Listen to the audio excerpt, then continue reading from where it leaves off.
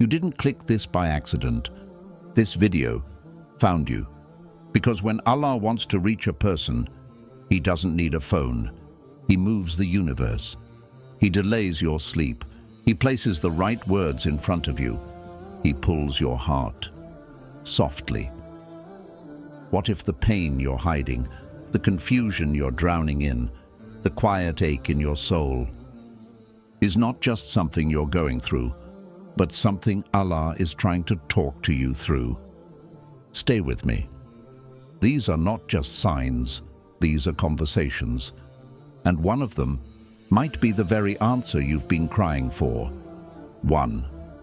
You start feeling tired around certain people, even when nothing happens. You walk into the room, you smile, you nod, you talk like everything is normal. But when you leave, you feel exhausted. Not physically, emotionally, spiritually. Nothing bad was said. No one disrespected you. But something inside you feels off. It's not anxiety. It's not just overthinking. That's your fitrah, the natural compass Allah placed inside every soul. It knows when a place no longer serves your peace. It knows when a heart beside you carries quiet jealousy. And sometimes, it knows before you do. You keep questioning yourself. Why do I feel this way? They didn't even do anything. But that's the point. The harm doesn't always come through words. Sometimes it comes through silent energy, through eyes that smile but don't mean it, through conversations that feel safe but slowly drain your gnaw. That uneasiness is not weakness. That feeling is a signal. Allah gives it to you so you don't walk blind into spiritual traps. And if you ignore it for too long, you'll start to feel smaller, less confident, less connected, less you. Not because you're broken, but because you're surrounded by people who can't breathe the air you were meant to rise in. Don't silence that feeling. Don't bury it under excuses. It's not your job to stay where your soul is shrinking, because when Allah pulls your peace from a space, He's not being cruel. He's showing you, you don't belong here anymore. I have better for you. Let go with grace and rise, because your next chapter doesn't need their permission, just your obedience to the one who never misguides a heart that listens. 2. You keep losing things. You thought you couldn't live without, but you're still breathing. You thought it would break you. That relationship, that opportunity, that version of your life you planned down to every detail. You held on to it with everything you had, with love, with patience, with dua. But somehow, it still slipped through your hands. And when it did, you didn't just lose a person, or a job, or a dream. You lost a part of yourself. You lost the future you imagined. You lost the identity you built around it. It felt like the world stopped. You walked into rooms full of people, but felt completely alone. You smiled in photos, but your heart was hollow. You listened to Quran and still wondered, why me? Your soul ached with a pain no one else could see. You kept replaying the past in your mind. What if I had done this differently? Why didn't I see the signs earlier? Why would Allah give it to me, just to take it away? But here's the truth no one tells you in the beginning. Allah doesn't take from you to hurt you. He takes from you to wake you up. Because sometimes we make something else our peace. We start worshipping the gift and slowly forget the giver. And so He takes, gently or suddenly, loudly or silently. He doesn't always explain it in the moment, but He always replaces it with something better if you remain patient. You see, the pain wasn't a punishment. It was a shift, a divine shift, from depending on something temporary to holding on to something eternal, from finding your worth in people to finding it in your connection with the one who never leaves. And even though it still stings, you're still breathing. The sun still rises, your heart still beats. And somewhere between the heartbreak and the healing, you started finding pieces of yourself again. That's not survival. That's spiritual transformation. Proof that what you lost was never what was keeping you alive. Allah was. Allah is. He saw what you couldn't see. Maybe that relationship would have pulled you away from him. Maybe that job would have made you arrogant. Maybe that version of your future would have buried your soul in distraction. He saw the cracks in your plans before they became disasters.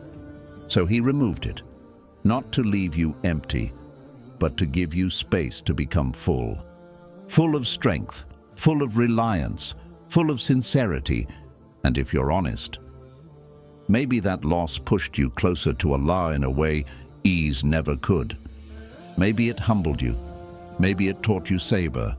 Maybe it showed you what fake love looks like, so you can recognize something real when it comes.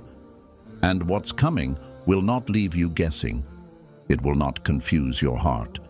It will not pull you away from your faith. It will not make you beg to be seen. It will come with peace. It will come with purpose. It will feel like Allah finally said, "Now you're ready." So don't rush to fill the space left by loss. Let Allah rebuild you first. Let Him write a story so much bigger than the one you thought you needed. Because this time, it won't break. Because this time, you won't have to force it. Because this time, it will be from Him. And anything from Allah is always worth the wait. Even if it comes after everything you thought you couldn't survive. 3. Your life slows down right before a major breakthrough.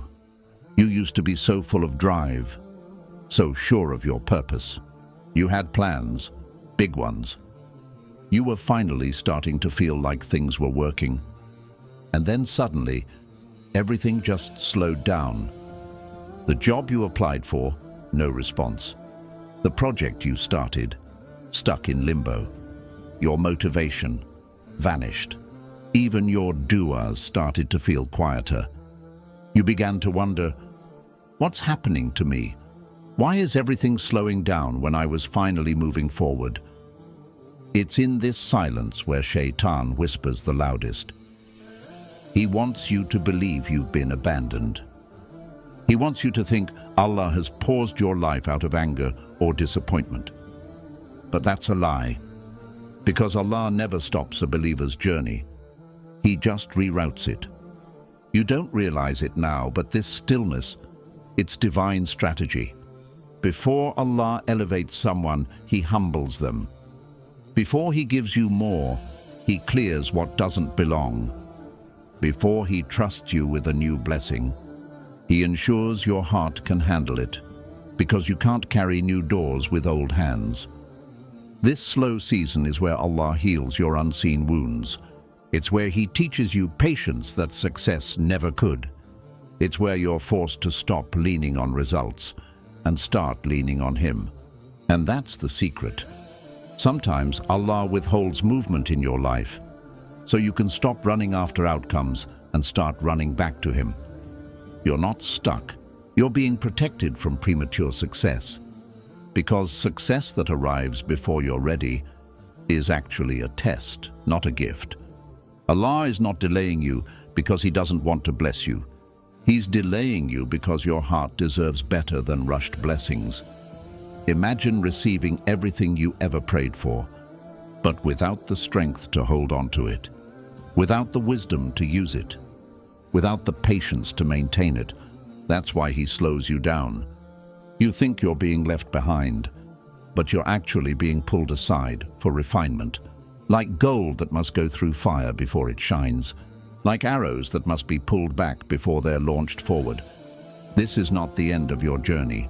This is the quiet before the transformation.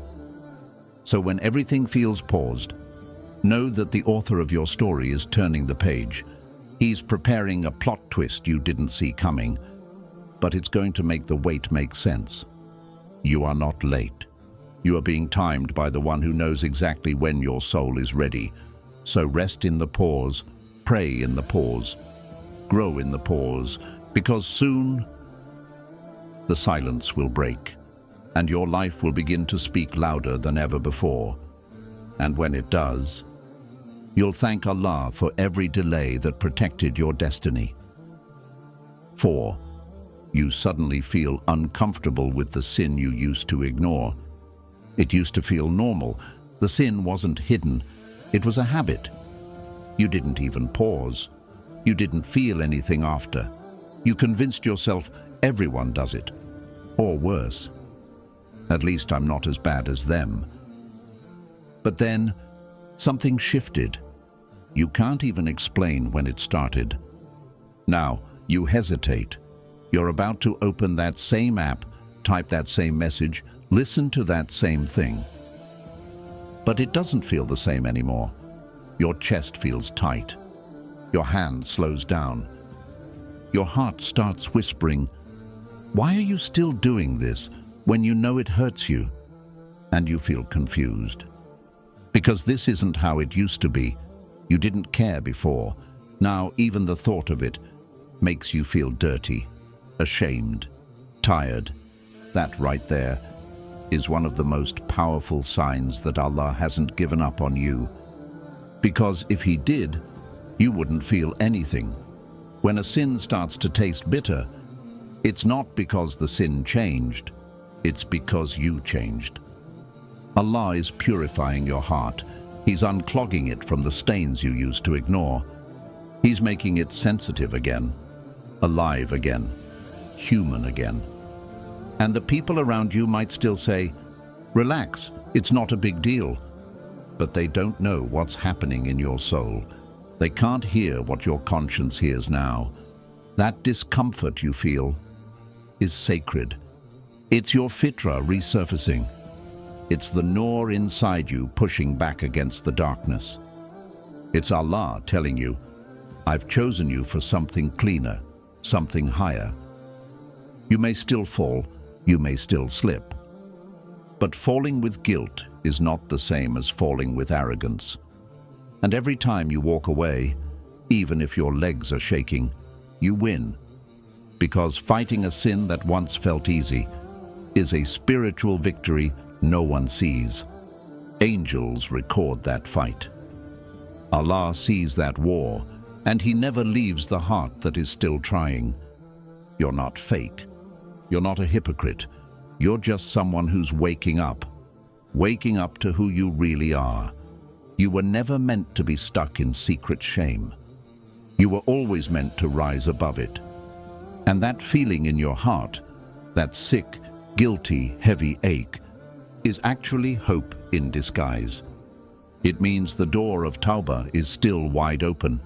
It means Allah is near, watching, waiting, loving.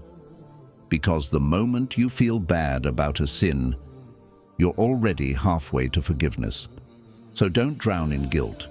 Don't run from that discomfort. Let it guide you. Let it remind you that Allah is calling you back, not to punish you, but to clean you, heal you, elevate you. And once your heart gets a taste of that peace, the fake highs of sin will never satisfy you again. 5. You keep meeting people who remind you of what you're running from. You didn't expect to meet them. But somehow, they walk in, and without realizing it, they remind you of someone who once broke your heart. Maybe it's the way they speak. Maybe it's how they ignore your boundaries. Maybe it's how they smile when they need you, but disappear when you need them. And your heart goes still, not out of love, but out of fear. Not because it feels right, but because it feels familiar. You thought you healed. But suddenly, all your old wounds start whispering again. The doubts, the fears, the voice that says, "Don't trust anyone." You ask Allah why He keeps sending these people into your life. But maybe the better question is, What have you still not learned from the last time? Because healing isn't proven in silence, it's tested in repetition. And repetition is Allah's way of saying, you didn't walk away from this lesson, so I brought it back. Maybe you're too nice when you should walk away. Maybe you stay silent when your soul is screaming. Maybe you're still trying to be enough for people who were never meant to stay. And maybe, just maybe, you still don't believe you're worthy of a love that doesn't hurt. But here's the secret most people never hear. The tests don't repeat to punish you. They repeat to strengthen you, to teach you that you're allowed to choose differently, to remind you that every no you give someone else is a yes to your own peace. Allah doesn't just want to protect your heart. He wants to elevate it. That's why He sends reminders in the form of familiar faces. That's why He lets people come close, only for you to realize, this isn't what I want anymore. Each time you walk away from what no longer aligns with your faith, you're not just passing a test. You're proving to yourself that you've grown. The same kind of person shows up, but this time, you respond differently. This time, you recognize the red flags faster. This time, you don't beg to be seen. You know your worth. And when that happens, when you finally stop chasing what once broke you, something incredible begins to unfold. Allah replaces what's harmful with what's healing. He sends someone who doesn't feel like a test, but like a dua you almost forgot you made. Someone who listens instead of controls, who respects instead of uses, who brings you closer to Allah instead of pulling you away. But you'll never meet them if you keep running from reflection. So maybe this lesson, this pattern, this repetition is not to hurt you, but to free you. Free you from people. Free you from your past. Free you from the lies you once believed about love, pain, and self-worth. You're not broken. You're in training, and the test keeps coming until you finally realize you've outgrown the cycle. 6. You randomly cry in sujood without knowing why. You didn't plan to cry. It was supposed to be just another prayer, like the 100 before it. You walked to the prayer mat with a tired body and a distracted mind, not expecting much, just trying to tick the box, just doing your duty. But somewhere between the first takbir and the final sujood, something shifted, and when your head touched the ground, you didn't just feel the floor. You felt everything you had buried, the pain you never told anyone, the guilt you kept pretending wasn't real, the confusion you masked with fake smiles. It all came rushing to the surface, not through words, but through tears, and you didn't even understand why. There was no tragedy that day, no heartbreak, no disaster, just this deep, raw emotion erupting from a place you had ignored for far too long. It felt like your soul cracked open, like all the things you never gave yourself permission to feel finally found a way out, quietly, gently, beautifully, in front of Allah. You see, when we cry in front of people, it's for comfort. But when we cry in front of Allah, it's for release. It's for freedom. That sujood becomes a sacred place of surrender, where you don't need eloquence. You don't need fancy du'as or well-structured words. You just need to break. And Allah, in His mercy, understands every tear without you having to explain even one. Because He knew all along. He saw every silent battle you fought in your head, every fake laugh you used to hide the ache, every night you stared at the ceiling wondering if you're enough, every time you doubted if your life has purpose. He knew, and still, He waited. He waited for that one sujood dash, where your heart would finally stop pretending and simply fall apart, so He could start putting it back together. And here's the miracle most people miss. When you cry in sujood, you're not just letting go of pain. You're making room for light. That tear? It's not weakness. It's a seed, planted in the most sacred soil, the floor of sujood, where Allah grows something you can't even imagine yet. You may rise from the prayer mat with a red face, a shaky breath, and blurry eyes. But your soul? It rises lighter, stronger, closer to the one who has never stopped loving you, even in your lowest, messiest, most unworthy moments. So don't run from those unexpected tears. Welcome them, because sometimes the tears you cry in sujood are the answer to a dua you didn't even know how to make. And if tonight you weep again, don't apologize, don't hold back. Just whisper from your heart, Ya Allah, I'm yours. That's all he's been waiting to hear, and that's all he ever needed. 7. Everything around you is falling apart, but you still haven't fallen. Your plans are collapsing. The people you trusted are disappearing. The comfort you once found in your daily life is now gone. You wake up, and it feels like the world has turned its back on you. Your routine is broken. Your peace is stolen. Your future feels blurry. And yet, you're still standing, not because you have the strength, but because Allah never left your side. See, when everything around you starts to fall apart, it's not always a sign of failure. It might just be a sign of transformation. Sometimes Allah breaks the walls of your life down, not to destroy you, but to rebuild you with stronger foundations. Because if He doesn't shake you, you'll stay comfortable in places that are slowly draining your soul. You'll keep accepting almost love, living with barely enough peace, and settling for a life far smaller than the one you were meant for. So when everything starts crashing, don't panic. Look deeper. Maybe the friendships you lost were shielding you from people who were secretly delaying your growth. Maybe the doors that shut in your face were never meant to lead anywhere meaningful.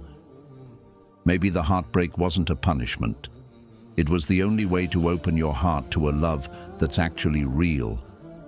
And maybe, just maybe, Allah is stripping away everything that distracts you, so He can finally give you everything you deserve. Because sometimes the greatest blessing isn't when Allah gives, it's when He takes the fake peace, takes the wrong people, takes the shaky success, takes the noise, so you can finally hear Him again.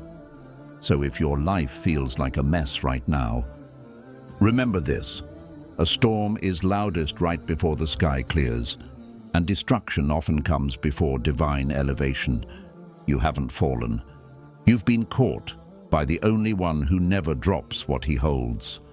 And from that place, where it feels like nothing is left, that's exactly where Allah begins to rebuild your life into something greater than you ever imagined.